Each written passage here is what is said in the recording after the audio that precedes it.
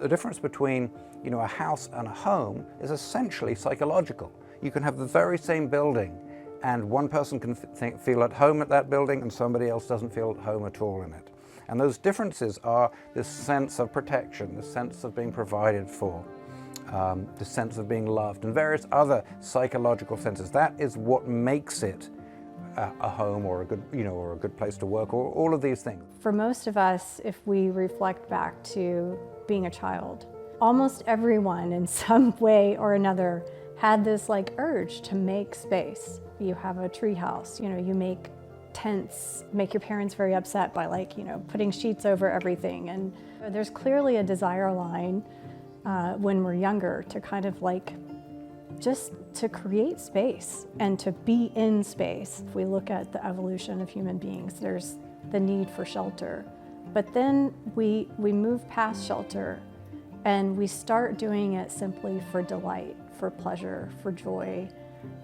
And I think if we can really try to tap into that and sort of contemplate the reasons why we make the decisions that we make, then we'll start to see the influence that space has on us. When I think of buildings being buildings on the psychological level, really buildings are just sort of the physical foundation of context that everything is built upon. The individual's success is ultimately determined through their interactions with society, which society occurs on top of this platform of architecture. The effect that the physical environment has on us often goes unnoticed and occurs on an unconscious level. However, almost every aspect of our psychology, whether we're happy, whether we're depressed, whether we're productive or lazy, whether we're creative or dull, who we are and what we do is massively impacted by the architecture and design around us. Today, we will explore these connections and take a deep dive into the fields of design and psychology and where they merge. Hearing from the perspective of a psychologist, an architect, and an interior designer, we will discuss the importance and direction of the collaboration between their respective fields.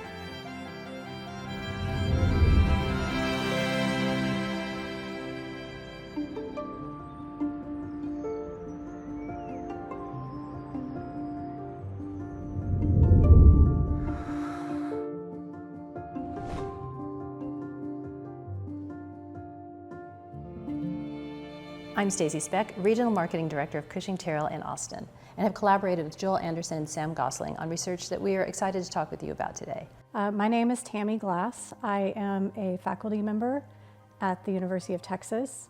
I spent a little over a decade teaching in the School of Architecture, and now I'm actually teaching in a design and health program in the College of Fine Arts. My name is Joel Anderson. I'm an architect and associate principal of design and sustainability at Cushing Terrell Architects and Engineers. I'm Sam Gosling. I'm a professor of psychology at the University of Texas, and I study the interactions between spaces and people who live in them. I think we certainly can shape our psychology by the things we do in spaces, and in fact we do that all the time ourselves. So we may get a desk calendar as a way of making ourselves more organized, or we may get fragrant candles and soft lighting, and we do things to the spaces ourselves in order to try to make ourselves feel and behave certain ways. I think it's quite hard to actually change our personalities. I don't think you're really ever going to turn an extrovert into an introvert or an introvert into an extrovert, but you may change our behaviors a little bit in that way. The environment is not going to control or change or completely shape your mood, but it could be the thing that sort of tips the scales. If you're already having a bad day and you go to work and the things that you're needing to accomplish, the space isn't conducive to that, it could be something that actually, it becomes an aggravation or a frustration for you, and it could just, tip your mood to be that much worse. There was a famous study done by social science researcher Roger Ulrich between 1972 and 1982. Ulrich investigated the effect that views from windows had on patients recovering from the very same type of surgery. He studied a hospital that had rooms on either side of a corridor. One side had patient rooms overlooking windows that had a beautiful courtyard and trees. The other side had windows that looked just directly into a brick wall of the building next to it. He discovered that patients recovering from the same surgery whose hospital rooms had views overlooking trees required less pain medication and had shorter hospital stays than those whose rooms just overlooked brick walls. Were the doctors intentionally thinking, I'll put this patient in a room with a view of trees to heal faster? Probably not. But does it make a difference? Is it powerful? Absolutely, according to Ulrich's study.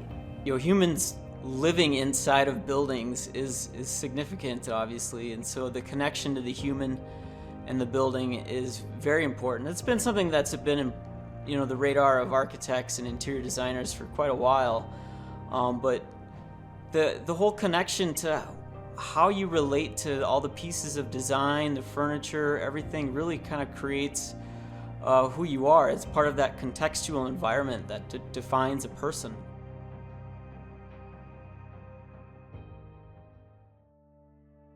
The connections between people and spaces are really fundamental. In fact, they're so fundamental and so automatic that we often don't notice them. In our research, we have outlined essentially 3 different ways in which people connect to the spaces in which they live and work. The first is what we call identity claims. So these are deliberate statements we make to others about our attitudes, about our goals, about our values.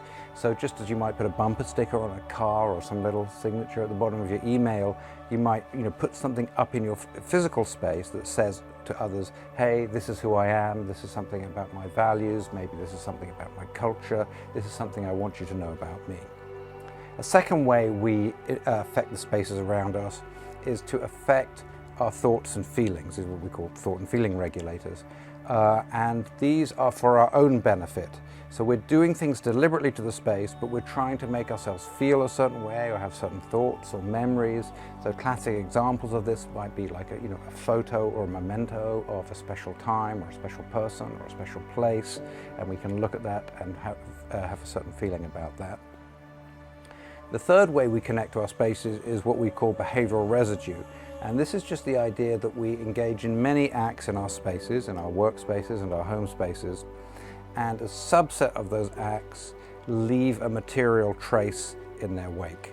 So the most obvious example of that is having a messy space, right? You have a messy space because you didn't put something away. You have a neat space because you did put something away. So these are acts that are reflected in the space. So you can kind of look at these traces of behaviors and infer the acts that the person engaged in, and therefore maybe a little bit what they're like.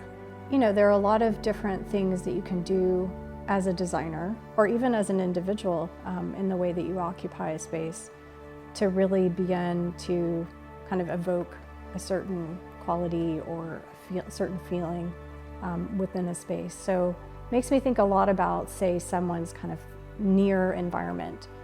So the space kind of right around them, especially when they're at their kind of wherever it is they work, whether it's a home office or an office that they share with colleagues. That's a very personal space. It's kind of an extension of who you are as an individual. So all of the things that are kind of at your fingertips. So there's certainly the kind of functional aspects of that help you do your job, your laptop, your notebooks, all of the things that you might have around you. But then, how can you personalize those spaces? So personalization is really key to helping someone, giving them the ability to express themselves within an environment.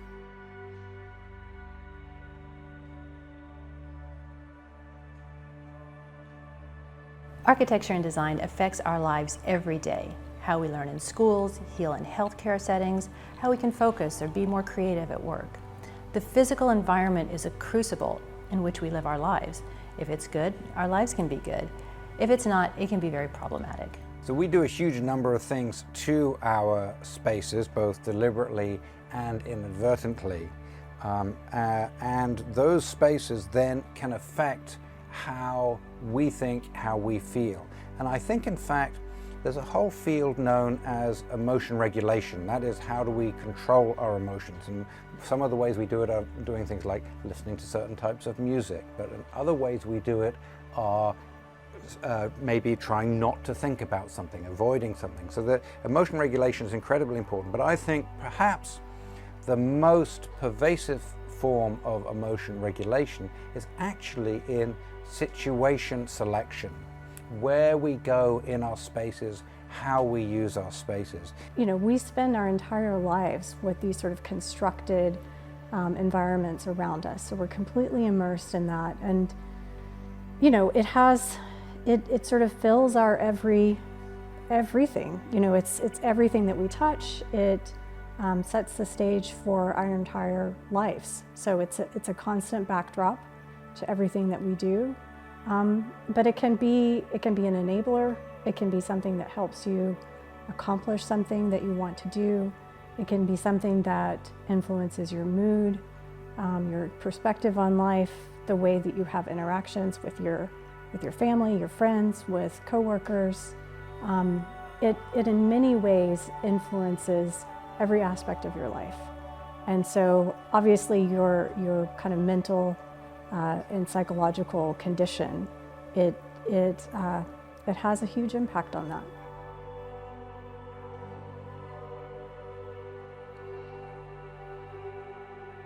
Well, intention in creating a space or an environment is, from my perspective, essential. You know, people will often ask me, you know, well, what color should I paint that wall, or which sofa should I buy? And, you know, it's very arbitrary if you don't know what someone's intentions are. And so I think, you know, in the world of kind of like fast design, people think that it might work that, you know, it's a very sort of, you know, fast and quick process. And in reality, you know, intentions vary greatly. So, you know, intentions within a person's home versus an intention in a public space, a classroom, a hospital room, all of these different types of environments. Intention matters, and the way that manifests for me as a designer and the way that I talk about it and teach it in the classroom is really trying to understand engagement and interaction. So what kind of, you know, what sort of activities and sort of mindset are you hoping to you know, convey or communicate within the space? Design process really is about asking questions. And how you ask those questions can, you know, really frame how a design process goes. But ultimately, for us, it starts with research and learning about where our client or the organization that we're working for, what their goals are trying to achieve, surveying their understanding, their personnel, their people, their culture. I mean, you kind of could connect brand and culture together if you wanted to, because it kind of can be the same thing. But if the culture feels right and you are designing within that culture and the context of the community, I feel like that's really some of the stronger pieces right there. So there's a very famous quote in personality psychology that said, in some ways we're like all other people, in some ways we're like some other people, and in some ways we're like no other people. And I think you can really apply this also to architectural and design preferences. So, for example, there are some things that virtually all humans like, right? So if you put humans in a room, most of them will prefer to look out of the window than to look just straight at the blank wall. So there's some things that virtually everybody likes. Then there are some things that some people like. So there are some spaces that an extrovert might prefer over an introvert, or somebody who's conservative versus somebody who's liberal.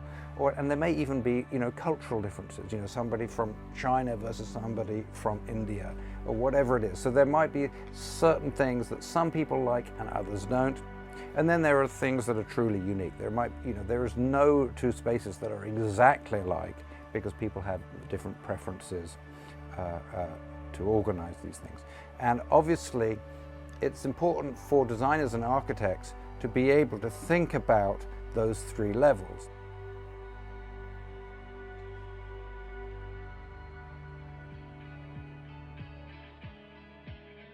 I've been interested in this connection between space and psychology and how one field can hopefully inform the other for good. And occasionally I will find architects who seem to see it the way I do, and that's always tremendously exciting. But this is the first time really I found a group who said, okay, let's go for it. Let's see if we can do some research and find things out.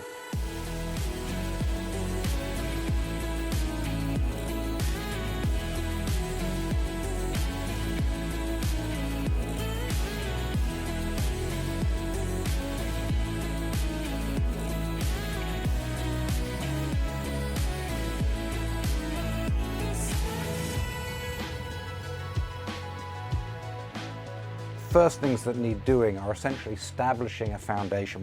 We don't even have a framework or a language to be able to systematically describe spaces. So in the work that we're doing together with Cushing Terrell, what we have decided to do is say, okay, let's try to find just kind of the basic dimensions of describing space. The process was that we gave people a selection of words to describe the feelings that they most desired in different spaces of an office. Survey results show that in individual workspaces, people chose the words comfortable, productive, focused, and organized. In social gathering spaces like the kitchen and the break room, people chose the words entertaining, fun, friendly, and communal. These are completely different emotional states. So it would make sense that designers use completely different design vocabularies that include different colors, materials, the light quality be different. In the Austin office, we've got various different levels of focus. There's the individual focus where somebody is working by themselves, solo, working on a project, and we really want the team member to be in sort of a flow state, getting their ideas out, they're doing their work. There's a sense of production being done. They're really trained into what they're doing. And then as things break out, collaborative groups can come together and kind of reframework and structure the direction the team is going. There's a large conference room and it's got glass on 3 sides. One of them is an interior wall that opens up into our social gathering space. Some of the better real estate within the office, I think that's a really strong value, is to sort of put the best views democratically to the group. There are several spaces that I love in the office. My favorite is the east side of the building. It has a common area with a fantastic view of the Capitol. I love that anyone can use it. When I'm there, I feel like we're connected to something bigger, something important, but that we're not pretentious. It could be that everybody wants to have the same sense when they're in their office. That would make sense. And there are probably some spaces that elicit more uniform responses than others. Or it could be that there's a set of 3 things that everybody wants in their office, or a set of 1 thing that some people, the extroverts want, instead of something else that introverts want. So essentially that's what this sort of first wave of research has been about. It's been trying to establish kind of a lexicon of terms we can use, and we need to define those carefully so we can just have a scientific language for talking about these things. And then once we have that language, once we say, okay, circulation spaces in this context need to evoke these different feelings or senses or ambiances, then we need to then systematically find out, okay, what are the things we need to do to evoke those ambiances.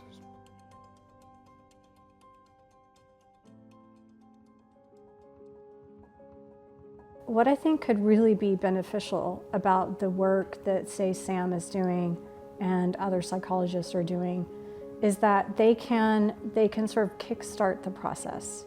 So they can tell you in concrete terms, based on the research that they've conducted, certain preferences that people have, or a lot of Sam's work is around personality psychology, and so I know that they haven't completely mapped personality traits to kind of qualities of interior space and how people occupy space. But based on the work that's been done in psychology, sort of the psychology of space through personality, there's a lot that I think that an interior designer or architect could learn from that helps you sort of pick up on cues within a space and know what they are. So first of all, it makes you more aware. You can look around an environment and start to understand, like, oh, that's an identity claim. Oh, that's representation of something that has a psychological sort of background to it or influence to it. And then you can build from there. We psychologists have done an absolutely terrible job at studying things and packaging the findings in a way that architects and designers can actually use in their work. My fantasy is that we get to a level where we get to a level where, just as when an architect says, okay, I want to put this column here, let me find out how big the column needs to be, they would also have another book and say, okay, hey, I want to create a sense of wonder and creativity here. Let me look in the book and see how we do that. Or let me see the procedures we use to do that in this culture and interact with those people. Well, I would certainly welcome, I would welcome a sort of, quick guide to, what all of the ambiances actually, in looking kind of through the research studies that they've been working on, what do all those ambiances actually, how do they manifest themselves? How does clean or natural or, happy look to me versus the next designer versus the next person who occupies that space? The research that we've been doing with psychologists regarding these inventory of desired ambiances and understanding a more data-driven analysis of psychology is one piece that is evident here in the work that this group has been doing. But then also internally, we also are focusing more on post-occupancy evaluations and understanding how our buildings are used a year or two or 5 after they've been completed. We find that very interesting to go back and kind of see where things have set. People have kind of gotten comfortable with this space and understanding how it's used at that point in time. Obviously, the building's use changes across time, and so these post-occupancy evaluations have been very illuminating on some factors regarding this, and a lot of it does come back to some of the higher quick to hit issues of thermal comfort and acoustics, but there's other pieces as well about just the functionality of things and making sure they're in the right place. And then but it's very difficult because every user is different in some different way. Well, it's certainly a complex problem of trying to apply psychological principles to building design that will work as you think they will, and there will certainly be errors in doing it. There have been famous errors in the field of psychology, in the field of social housing, where people said, all right, let's integrate psychology into social housing, and it just didn't go at all as people thought it would. They thought there would be these beautiful cities in the sky, and they turned out to be these places where people felt isolated and unsafe and unhealthy. So it doesn't always work. So I agree that it is hard, and I think we should start simply. But I do think there are some pretty, basic things, some pretty low-hanging fruit that we would be fools not to go after. Just to give one example. So, for example, we know, a lot about something like sleep and the determinants of sleep and how the brain works in terms of needing certain types of light and certain types of sound and those sorts of things. If we could just make, many people sleep 10% better, right? Through understanding the psychological factors that go into sleep, we'd already be, miles ahead of where we are now.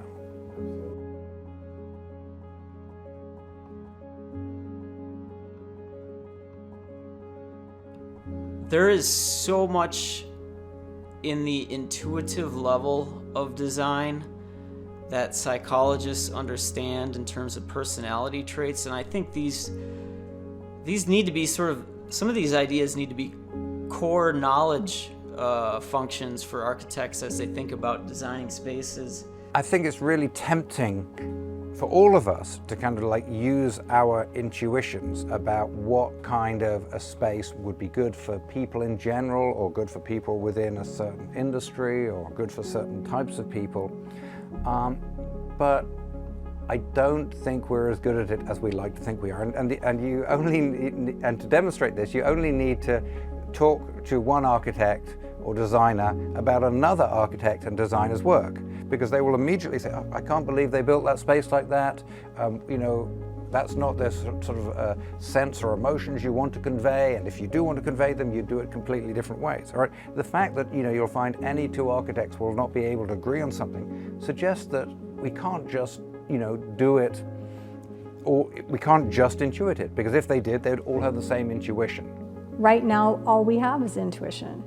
And we certainly, designers are certainly not equipped with the research skills to be able to conduct that kind of research themselves. But in combination or in collaboration with the psychologists, with researchers, that can happen. And it is happening in a lot of ways, not to the extent that it's sort of impacting design at large. There's still many designers operating that certainly don't have the benefit or haven't taken that opportunity. But it is something that I think could change practice.